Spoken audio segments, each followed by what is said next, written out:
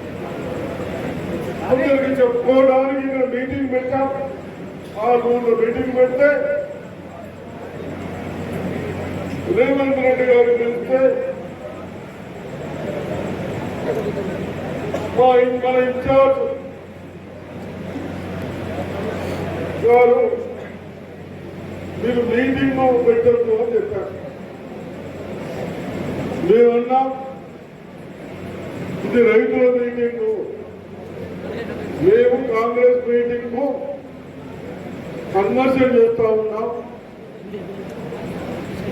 అని బాగా గట్టిగా చెప్పే వరకు ఇన్ఛార్జ్ మినిస్టర్ గారు మన ప్రజలై కష్టాలు చెప్తే పర్వాలేదు కానీ మన తర్వాత ఆ రోజు మనం రేవంత్ రెడ్డి గారు తెప్పించుకోలేదు. ఇప్పుడు కూడా రేవంత్ రెడ్డి గారి పైన మనమందరి ఆశలు పెట్టుకుని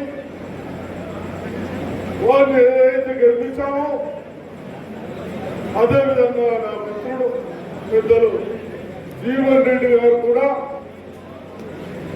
అంతలాగా కాక ఫస్ట్ వ్యవసాయ గారు సెకండ్ రాజకీయాలకు వచ్చాక 5 సార్లు ఎమ్మెల్యేగా మంత్రిగా సొంతం వ్యవసాయం చేసుకుంటూ వ్యవసాయాలు ఎన్ని కష్టాలు ఉన్నాయి వారు స్వయంగా చూసిన వ్యక్తి కాబట్టి రాజకీయాల్లో స్వార్థాలు ఎక్కువే, ఇండస్ట్రీస్ ప్రోత్సహించే వాళ్ళకు పార్టీలు ఎక్కువే. కిషన్ రెడ్డి గారు మాట్లాడుతూ ఉన్నారు. కిషన్ రెడ్డి గారు మీకు 7,000 కోట్లు బాండ్స్ ఎక్కడికి వచ్చినాయంటే కిషన్ రెడ్డి గారు మాకు 7 కోట్ల బాండ్స్ వచ్చిన కష్టము, ముందు దాన్ని క్లియర్ చేయండి. మాట్లాడుతూ నోటీసులు ఇచ్చుకుంటూ ఇండస్ట్రీస్ ని ప్రైవేటైజేషన్ చేస్తామని గవర్నమెంట్ ఉంటే దాన్ని కూడా కూలగొట్టుకుంటూ రైతులను పట్టించుకోక, కార్మికులను పట్టించుకోక వ్యవస్థలన్నీ నాశనం చేసి చిన్న ఒక గడియారం కొనుక్కుంటే ఎవరన్నా ఈడీ నోటీసులు వస్తాయా? ఇదా రాజ్యం? 70 సంవత్సరాల స్వాతంత్రం వచ్చిన తర్వాత ఈ విధంగా భయపడుతుందా? అందుకొరకే నా యువకులకు పెద్దలకు పోలీసులు పనిచేయండి. యువకులకు పెద్దలకు మన పెద్దవాళ్ళు మన భారతదేశం నుండి మనకి ఇబ్బంది పెడితే మన తాతలు పోరాడి అటువంటి వాళ్ళని కొట్టాడు పంపించారు. ఇప్పుడు ఈయనెవరు? మన ఓటుతో నచ్చిన వాడు. నేనైతేనేమి, వాడైతేనేమి, ఎవడైతేనేమి నీ ఓట్లతో గెలిచిన వాళ్ళు నీ పనులు వలేసి కేవలం పార్టీ స్వార్థాల కొరకు చూస్తా ఉన్నారే. అదా పార్టీలు అవార్యను కాపాడేటప్పుడు ఒక్క ప్రాజెక్టు కట్టింది లేదు, ఒక్క కాలేజీలు కట్టినవి లేవు. గొప్ప గొప్పగా చెప్తా ఉన్నారే. మతాలను విభజించుకుంటూ రాజకీయాలు చేసేవాళ్ళని మనం ప్రోత్సహించారు. దయచేసి మీ అందరికీ చెప్తా ఉన్నాం, నేను ఒక పెద్ద మంచిగా పోరాటం బాగా చేసినటువంటి నియోజకవర్గం పాల్గొండ. నాకు తెలిసి నేను బాగా చూసినాను, లెక్క చూసినాను. ఆ రోజున ఎన్నిక వెళ్ళబోయేటప్పుడు కూడా ఏ విధంగా జరగబోతున్నాయి, జరిగింది ఎక్కడ 100 కోట్లు కూడా నీకు జాగ్రత్త అని సునీల్కి చెప్పినాను. ఆ రోజు అప్పుడు చెప్పినాడు, సార్ నువ్వు చెప్తుంటే ఒక దానికి వచ్చింది, ఈ మండలాల్లోనేమో ఈ పోలీసు పెట్టి సెంట్రల్ పోలీసు పెట్టిండ్రు, ఆ మండలాల్లో లోకల్ పోలీసు పెట్టుకుని గుర్తుకున్నట్టున్నారు, డబ్బులు మంచిన్నారు సార్ అనే మాట చెప్పినాడు. కాబట్టి కొన్ని లాజిక్లు మ్యాజిక్లు కష్టాలు నష్టాలు చూసిన మీరు నిజంగా కూడా చాలా ఏరియాలో మెజార్టీ వచ్చి గెలుపు మ్యాచ్కి వచ్చి అది దగ్గరలో వచ్చినటువంటి మీ అందరి కృషిని అభినందిస్తూ ఇందాక చెప్తున్నట్టు కొంతమంది వెనక ముందు కాదు, అందరూ కూడా ఈ రోజున కాంగ్రెస్ పార్టీలో ప్రధానంగా కార్యకర్తల నాయకులు ఉన్నారు. మీ అందరి కోరేది చేసిన వాళ్ళకి ఎప్పుడు వస్తాయి. అందుకనే ఎక్కడో మానాల్లో ఉన్న పాత రోజుల్లో ఉన్న మోహన్ రెడ్డికి మళ్ళా కార్పొరేషన్ ఇచ్చింది. అట్లనే ఆయన వస్తే పాపం ఆయన కూడా లెంకి కాంగ్రెస్ లో ఇచ్చినారు, అన్వేష్ రెడ్డికి ఇచ్చినారు. ఆ తయారు ఇంకా మా పాతోడు మానేస్తుంది దాంట్లో. కాబట్టి పదవుల గురించి ఆలోచించబాకండి. కొత్త పాత వాళ్ళ ఇళ్ళ అనేది కూడా కాదు. మన పోరాటం బీజేపీ మీద. టీఆర్ఎస్ పని అయిపోయింది. ఈ మాటను ఎందుకు చెప్తున్నారంటే నాకు వచ్చే సమాచారంలో కూడా వాళ్ళలో కూడా కొంత తగ్గుబాటు తప్పి పక్కదారి పట్టేటువంటి ప్రమాదం కూడా ఉంది. వీళ్ళకు కూడా సపోర్ట్ చేసే ప్రమాదం ఉంది బీజేపీ. అటువంటి పరిస్థితుల్లో టీఆర్ఎస్ పార్టీ దిగిపోయిన తర్వాత వాళ్ళు ఏమి చెప్పిన నమ్మరు. ఇలా డబ్బులు లేకుండా దేంట్లోకి వెళ్ళి ఏరు పెట్టినా అప్పులు అప్పులు అప్పులు. ఇస్తామన్న ఇళ్ళు డబల్ బెడ్రూమ్ పొందాయి. మరి ఈ రోజున కాంగ్రెస్ ఇస్తుంది. చాలా మంది సోషల్ రెడ్డి గారు చెప్పగా అధికార పార్టీలో ఉండి 10 ఏళ్ళు ఏమి చేయనాడు. ఇలా మళ్ళా పార్లమెంట్ మీరు తెలిసి ఏమైనా చేస్తాడా? మరి ఏమీ చెయ్యాలి. ఇవాళ అందులో ఇంకా టీఆర్ఎస్ అయితే మొత్తమే ఆ కారు పంచర్ అయిపోయి మరి కారు డ్రైవర్ కూడా బెడ్రూమ్లో పట్టుకొని ఉన్నాడు. మరి ఇంకా ఫామర్లో పట్టుకొని ఉన్నాడు. ఇంకా కారుకు ఓటేయడంలో ఏమీ లాభం లేదు. ఆ కారు బీజేపీ ఒకటే. ఒకవేళ ఒక ఓటు ఏదైనా టీఆర్ఎస్ కానీ వేసినామంటే అది బోర్లో పడ్డట్టే. అది దేనికి ఉపయోగపడదు.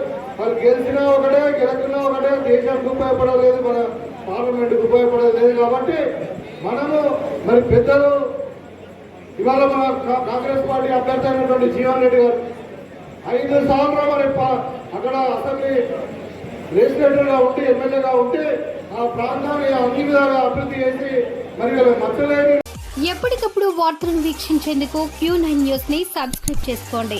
లైక్ చేయండి, షేర్ చేయండి. విలువైన సమాచారాన్ని ముందుగా మీరే తెలుసుకునేందుకు బెల్ బటన్ ని క్లిక్ చేయండి.